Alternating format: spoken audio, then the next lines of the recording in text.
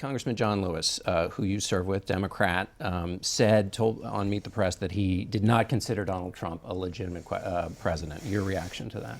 Well, look, Donald Trump won this election fair and square. 30 out of 50 states, including Georgia. More counties than any Republican candidate since Ronald Reagan. And to hear John Lewis, a man that I served with, that I respect, to question the legitimacy of the election and to say that Donald Trump will not be a legitimate president was deeply disappointing to me. And also to hear that he was not going to attend the inauguration this Friday. I hope he reconsiders both statements.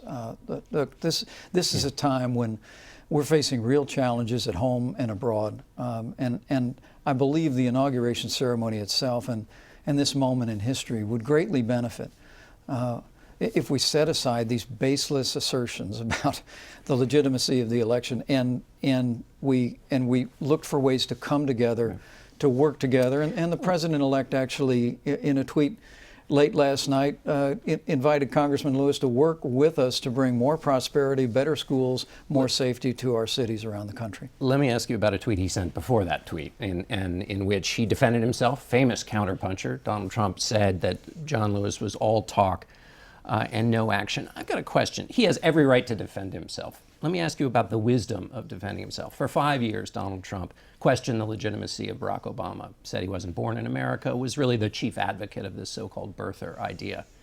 Given that history, given that he's about to be president, why swing at this pitch? Couldn't he have just let it go by, be the bigger man, let John Lewis do his thing, move on? He's about to be president of the United States, as you say, all those challenges, bringing the country together. Why swing at this pitch?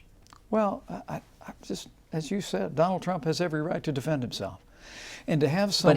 But he did challenge the legitimacy of President Obama, so why not but just to let have it go? someone like John Lewis, who, look, I served with John. I disagreed with him on most issues, but I had tremendous respect for him. And actually, my family and I walked across the Edmund Pettus Bridge with him on the 65th anniversary of Bloody Sunday.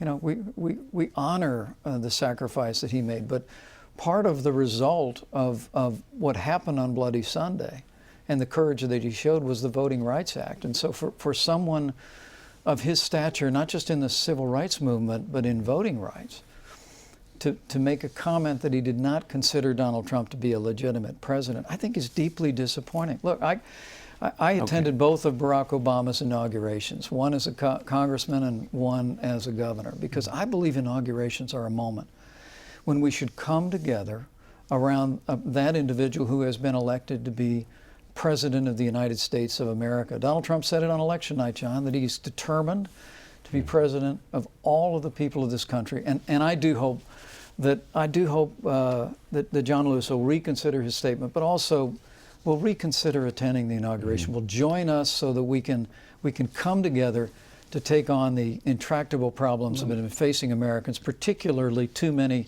families in our inner cities that are beset by unsafe streets, failing schools, and the lack of jobs and opportunities.